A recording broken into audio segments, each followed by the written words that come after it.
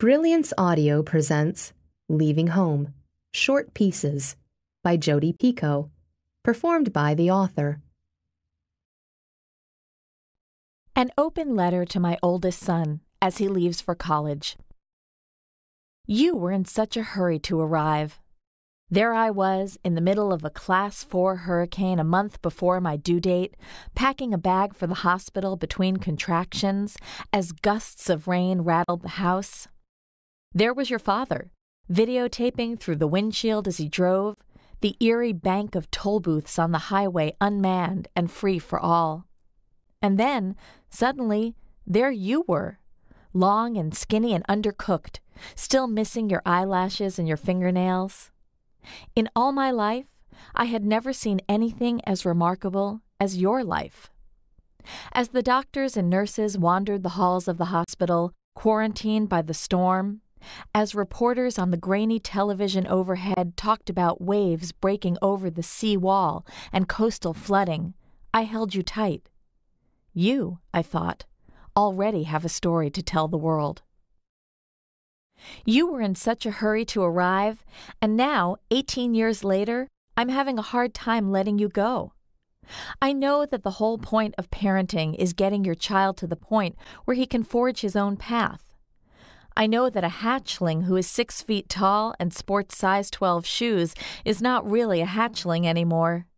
And I know that the preparations for this moment have been ongoing, from packing up your clothes to selecting the desk lamp for your dorm room, from writing out directions to help you do your own laundry to opening up a bank account in your name.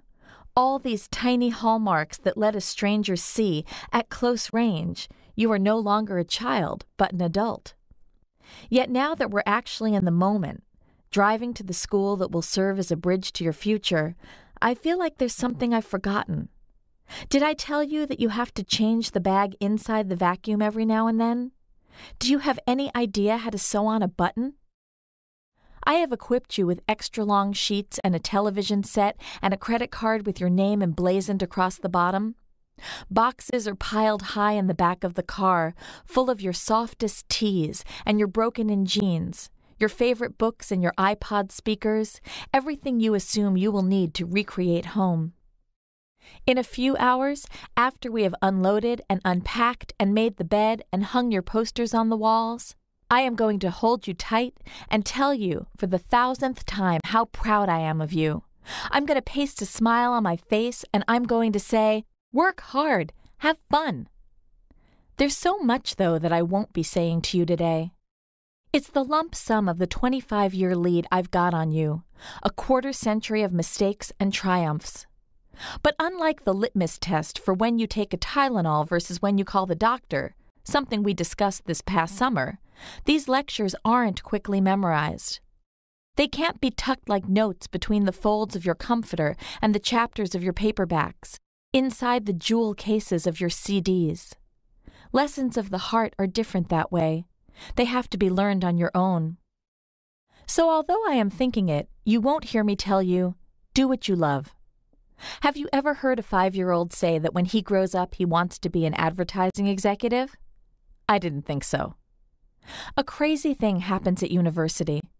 Kids who once wanted to be astronauts and ballerinas and firemen somehow morph into bankers and public relations specialists and sales managers.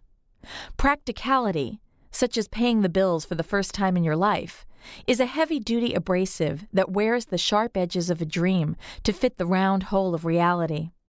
Remember me, with my 1-in-a-million career path, the writer I hoped to be instead of the teacher I assumed I'd be. Don't listen to people who ask you what on earth one does with a degree in Egyptology. If it's what you fall asleep thinking about and wake up excited about, it's what you should pursue. The rest, including a paycheck, will somehow sort itself out.